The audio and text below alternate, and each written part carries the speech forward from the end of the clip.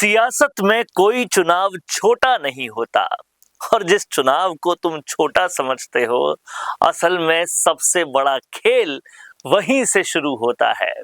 और अगर आपको भी लगता है कि राजस्थान की राजनीति में सिर्फ विधानसभा और लोकसभा चुनावों के इर्द गिर्द ही ये पूरी राजनीति घूमती है, तो जरा रुकिए, क्योंकि इस वक्त एक ऐसा चुनाव होने वाला है जो आने वाले 5 साल की पूरी राजनीति का चेहरा बदल सकता है, और वो है यूथ कांग्रेस का चुनाव। जी हाँ दोस्तों, ऊपर से ये चुनाव छोटा लगता है, लेकिन अंदर से अंदर ये चुनाव पूरा पावर गेम है।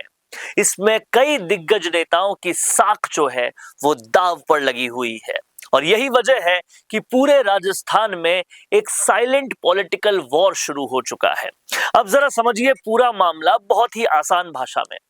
इस बार मैदान में सिर्फ युवा नेता नहीं है, बल्कि उनके पीछे बड़े बड़े पावर सेंटर है, और सबकी नजरें टिकी है सचिन पायलट, गोविंद सिंह डोटासरा, अशोक चांदना और अभिमन्यु पूनिया जैसे नेताओं पर। क्योंकि असल सवाल यही है कि ये बड़े नेता किस युवा चेहरे पर अपना हाथ रखेंगे, और जिस पर हाथ रखेंगे समझ लो उसका गेम सेट है। दोस्तों, ये सिर्फ एक चुनाव नहीं, ये गॉडफादर पॉलिटिक्स का लाइव उदाहरण है, जहां जीतने वाला सिर्फ एक पद नहीं जीतेगा, बल्कि सीधे मेन स्ट्रीम राजनीति में एंट्री का टिकट ले जाएगा।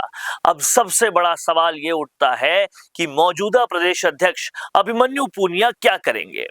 क्या वो फिर से मैदान में उतरेंगे या किसी नए चेहरे को सपोर्ट करेंगे? वही कार्यकारी अध्यक्ष यशवीर शुरा और सुधिंदर मुंड भी किंग मेकर बन सकते हैं या खुद किंग बनने की कोशिश करेंगे।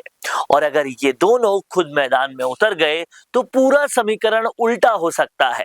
अब यहाँ एंट्री होती है अशोक चांदना की, जिनका युवाओं में आज भी जबरदस्त क्रेज है। उनका एक इशारा हजारों वोट शिफ्ट कर सकता है, यानी उनका सपोर्ट किसको मिलता है ये भी बहुत बड़ा फैक्टर होगा। पूर्व यूथ कांग्रेस अध्यक्ष वो भी है, लेकिन सबसे ज्यादा नजरें टिकी है सचिन पायलट पर, क्योंकि राजस्थान की युवा राजनीति में उनका इन्फ्लुएंस सबसे ज्यादा माना जाता है। पिछली बार भी कहा जाता था कि उन्होंने अंदर खाने अभिमन्यु पूनिया को सपोर्ट किया था, लेकिन इस बार मामला थोड़ा अलग है, क्योंकि उनके ही कैंप से कई दावेदार निकलकर सामने आ रहे हैं। यानी पायलट के लिए इधर कुआं और उधर खाई वाली स्थिति बन चुकी है। अब बात करते हैं सबसे मजबूत दावेदार की। नाम है अनिल चोपड़ा। ये वही नेता है जिन्होंने 2024 लोकसभा चुनाव में जयपुर ग्रामीण से बेहद कांटे की टक्कर दी थी, सिर्फ करीब 1500 वोटों से हारे थे। सोचिए कितनी बड़ी बात है। यानी ग्राउंड कनेक्शन बहुत मजबूत है, संगठन का अनुभव है, और सबसे बड़ी बात पायलट के बेहद करीबी है, इसलिए उन्हें फ्रंट रनर माना जा रहा है। अब दूसरी तरफ है अभिषेक चौधरी, जो छात्र राजनीति से निकले हैं, एनएसयूआई के पूर्व अध्यक्ष भी हैं और झोटवाड़ा से चुनाव भी लड़ चुके हैं। यहां मुकाबला था राज्यवर्धन सिंह राठौड़ से। वो भले ही हार गए, लेकिन पहचान बना ली। अंदर खाने माना जा रहा है कि उन्हें अशोक चांदना और गोविंद सिंह डोटासरा का पूरा सपोर्ट है। यानी मुकाबला सिर्फ दो लोगों का नहीं, बल्कि दो पॉलिटिकल कैंप्स का है। और अगर यहाँ यशवीर शुरा या मुकुल खीचड़ जैसे नाम भी उतर जाते हैं तो ये सीधा त्रिकोणीय मुकाबला बन जाता है।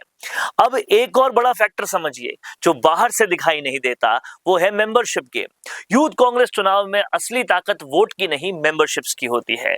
जिसके पास जितने ज्यादा मेंबर वो उतना आगे, और यही वजह है कि अभी से लाखों की मेंबरशिप जोड़ने का खेल शुरू हो चुका है। अंदर खाने करोड़ों का खर्च बताया जा रहा है।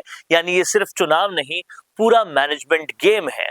अब आखिरी और सबसे बड़ा सवाल, क्या सचिन पायलट खुलकर किसी का समर्थन करेंगे या फिर वो इस बार भी न्यूट्रल रहेंगे? क्योंकि उनका एक फैसला पूरे चुनाव का रिजल्ट बदल सकता है। तो दोस्तों, अब आपको क्या लगता है, क्या अनिल चोपड़ा बाजी मारेंगे या अभिषेक चौधरी गेम पलट देंगे या फिर कोई नया चेहरा सबको चौंका देगा? नीचे कमेंट करके जरूर बताना। और अगर आपको भी ऐसे ही डीप पॉलिटिकल एनालिसिस पसंद है तो फैक्ट इंडिया न्यूज को अभी सब्सक्राइब कीजिए, क्योंकि यहाँ खबर नहीं, पूरी राजनीतिक कहानी मिलती है।